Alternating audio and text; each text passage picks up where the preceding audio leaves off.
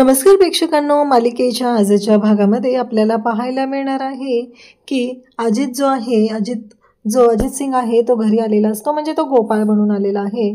तो घरी आलेला असतो आणि जेव्हा तो घरी आलेला आहे तेव्हा त्याला आठवत असतं की त्याने त्या लेकरांना वाचवलेलं असतं. म्हणजे त्या घराला आग लागलेली असते, त्या आगीतून त्याने लेकरांना वाचवलेलं असतं. पण त्याचबरोबर त्याने पैसे आणि दागिने, म्हणजे ॲक्च्युली खरं तर त्याच्यामध्ये पैसे आहेत म्हणूनच त्याने त्या आगीमध्ये उडी घेतलेली होती आणि त्याने त्यांचा जीव वाचवलेला होता. पण आता इकडे गोपाळला आठवत आहे की आपल्याला ते पैसे आणायला गेलं पाहिजे, कारण कोणीतरी ते पैसे घेऊन गेलं तर खूप अवघड होईल. म्हणजे मी त्या आगीत उडी मारलेली होती, ते सगळं तिथं त्याला झिरो किंमत होईल. त्यापेक्षा लवकरात लवकर गेलं पाहिजे. तो निघालेला असतो.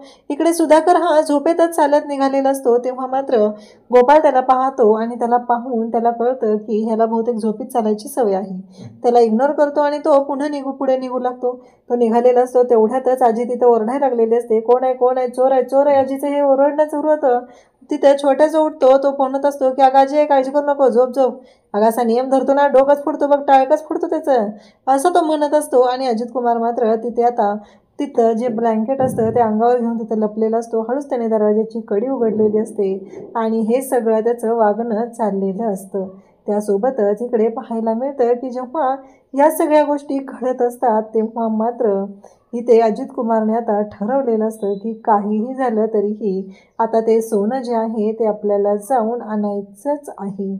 एवढं मात्र त्याच्या डोक्यात पक्क झालेलं असतं आणि त्यासाठीच त्याने हे सगळं सुरू केलेलं असतं.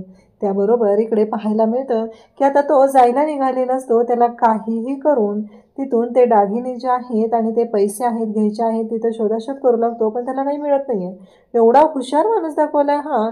तो त्या दरवाजाच्या तिथं, खिडकीच्या तिथं, म्हणजे त्याने ज्या खिडकीतून ते दागिने काढलेले असतात त्या खिडकीच्या तिथे तो जातो आणि खिडकीच्या तिथे गेल्यानंतर तो त्या खिडकीमध्ये दगड टाकून बघतो की नक्की लोकेशन कुठलं असेल आणि त्याच्या लक्षात येतं. बरोबर अंदाज घेऊन ते गाठोडं उचलतो आणि तो निघालेला असतो.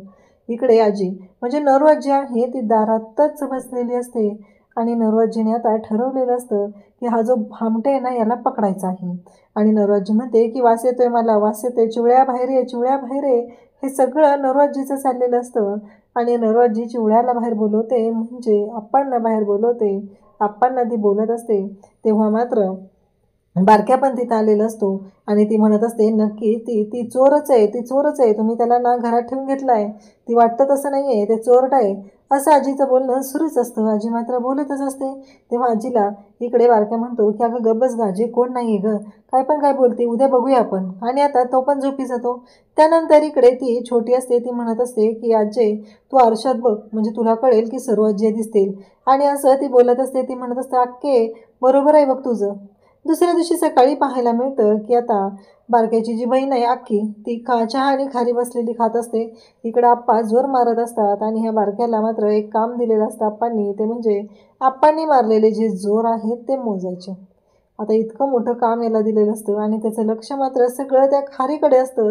तो जोर मोजत असतो आणि त्याला काय पुढचे आकडे आठवत नसतात. इकडे आता किचनमध्ये असते ती म्हणजे संजना आणि त्याचबरोबर फुला.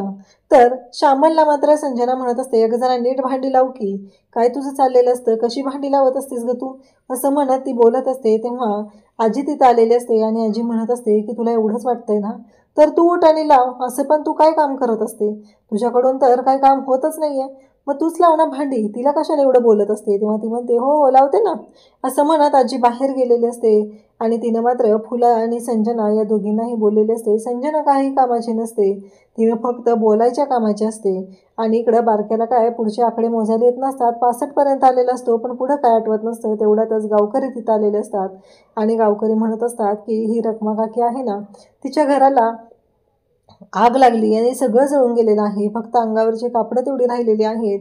तर गावकऱ्यांनी ठरवलेलं आहे की त्यांना आपण घर बांधून द्यायचं आहे. त्यासाठी वर्गणी गोळा करायचं काम सुरू आहे. सगळ्यांना ज्याला काय वाटेल ती त्याने तेवढी मदत करावी असं ठरलेलं आहे, असं सांगितलं जातं. तेव्हा मात्र आप्पा म्हणत असतात की नाही माझ्याच्याने काय जमणार नाही, आप्पा म्हणत असतात जत्रेतले जे पैसे आहेत ते वापरा आणि मग करा सगळं काय करायचं आहे ते. गावकरी म्हणत असतात ते पण पैसे त्याच घरात होते ना, ते पण जळून गेलेले आहेत. तिथे कुठं राहिले काय, जळून कोळसा झालाय त्याचा. असं काय करताय आप्पा. तेवढ्यातच ते गोपाळ येतो. गोपाळ आलेला पाहून सगळे गोपाळकडे पाहत असतात. गोपाळला म्हणत असतात की अरे आपला देवमाणूस आलेला आहे, देवमाणूस आलेला आहे. हे सगळं बोलणं त्यांचं चाललेलं असतं आणि गोपाळ मात्र आता तिथं आलेला असतो आणि गोपाळ म्हणत असतो काय. मग ते सांगत असतात की असे असे पैसे. गोपाळ आत येतो. आता आजीच्याच घरात आणलेले जे पैसे असतात त्यातले पैशाचे एक बंडल उचलतो आणि निघालेला असतो. आजी म्हणत असते बघा, ज्याला देवमाणूस म्हणून डोक्यात चढवून घेतलेला आहे ना, तो चोर आहे, तो भामटे आहे. नक्कीच तुमची सगळ्यांचीच वाट लागणार आहे. हे सगळं आजी बोलत असते आणि गोपाळ मात्र पैसे घेऊन आलेला असतो आणि त्याने 51,000 रुपये तिथं दिलेले असतात आणि आप्पांना तो म्हणत असतो की हे द्या. पण आप्पा मात्र म्हणत असतात की तुला कळतंय का, काय करतोयस तू हे सगळं. एवढं पैसे द्यायची काही गरज नाही. आणि नरवाजीने मात्र बरोबर ओळखलेलं असतं. नरवाजी म्हणत असते अरे बघा त्याने काल पैसे तिथले चोरले असतील आणि तुम्हाला मात्र असं सांग वाटत असेल की त्याने स्वतःची कमाई देत आहे. पण एक गोष्ट लक्षात ठेवा, एक नंबरचा भामटे तो, अजिबात योग्य माणूस नाही असं म्हणत आजी बोलत असते. तेव्हा मात्र इकडे गोपाळला खूप राग येतो आणि तो म्हणत असतो की ह्या म्हातारीचा काहीतरी बंदोबस्त केलाच पाहिजे, अन्यथा ही म्हातारी मला काही सुखाने जगू देणार नाही असं त्याच्या डोक्यात चाललेलं असतं. बारक्या मात्र इकडे रडत असतो. त्याला चहा खारी पाहिजे, अजय चहा खारी दे ग, अजय चहा खारी दे ग, हे चाललेलं असतं. आणि तेव्हा मात्र इकडे इकडे आप्पा म्हणत असतात की काय रे एवढे पैसे वाटून टाकतो, 51,000 रुपये कोण देतं का, काय गरज काय होती. तेव्हा तो म्हणतो असू द्या ना आप्पा. तेव्हा आप्पा म्हणतात तुझ्याकडे लय पैसे आहेत ना, तुला ठेवायला प्रॉब्लेम होतोय ना, माझ्याकडे दे, मी सांभाळून ठेवतो. किती मटण, किती अंडी, किती चिकन आलं असतं आणि तू तिथं देऊन टाकले 51,000 रुपये, तुला कळतं का काय. तेव्हा गोपाळ म्हणत असतो की मला दुकान काढायचं आहे. मग कशाचं दुकान काढायचं आहे हा प्रश्न उभा राहतो. तेव्हा गोपाळ म्हणत असतो की मला लेडीज टेलरिंगचं दुकान काढायचं आहे. आप्पा म्हणतात हे बघ आईतं बसून खा घरात, पण तसलं बायकाचे कापडं शिवायचं दुकान अजिबात काढायचं नाही. तेव्हा इकडे फुला त्याचबरोबर संजी सगळेजण असतात. ते म्हणत असतात की असू दे की, गावात असं पण एक पण टेलर नाही आहे, तेवढंच बरं होईल आणि घरच्या बायांची कापडं तर फुकटात शिवून मिळतील, असं सगळं त्यांचं बोलणं झालेलं असतं. तेव्हा बारक्या मात्र म्हणत असतो की माझी चड्डी पण फिट करता येईल आणि त्याचबरोबर हे सगळं चालू झालेलं असतं. फुला मात्र तिथं चहा आणि खारी संजना मात्र चहा आणि खारी तिथं खात बसलेली असते.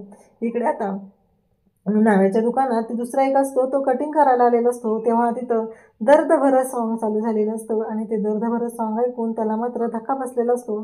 तो म्हणत असतो की काय आहे रे हे सगळं, ती सोडून गेली रे मला.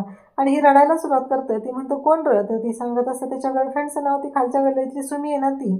तेव्हा म्हणतो अरे गेली 4 महिने तर ती माझ्याबरोबर होती, म्हणजे आपल्या दोघांनाही फसवलं म्हणायचं तिनं. असं दोघांचं बोलणं चाललेलं असतं. कालच आमचं ब्रेकअप झालेलं आहे, हे सगळं बोलणं चालू झालेलं असतं.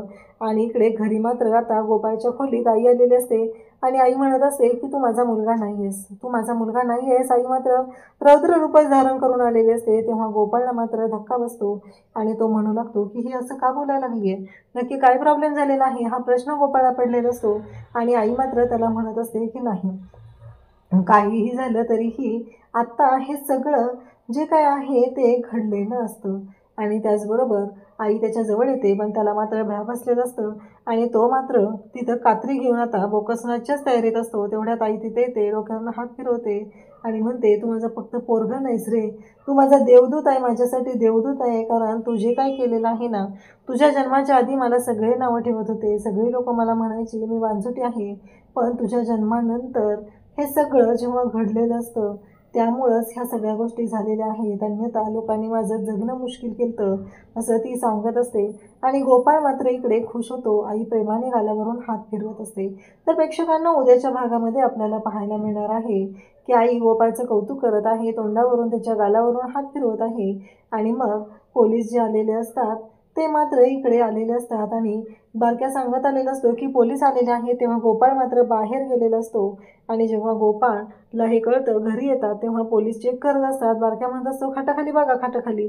आणि मग गोपाळची जी पिशवी आहे ती चेक केली जाते आणि जेव्हा पिशवी चेक केली जाते तेव्हा काहीतरी त्यात सापडेल असं सगळ्यांना वाटत असतं. आजीला तर खूप आनंद झालेला असतो की तिचं असं म्हणणं असतं की करा करा लवकर बघा काय झालेलं आहे ते, असं सगळं तिचं बोलणं चाललेलं असतं.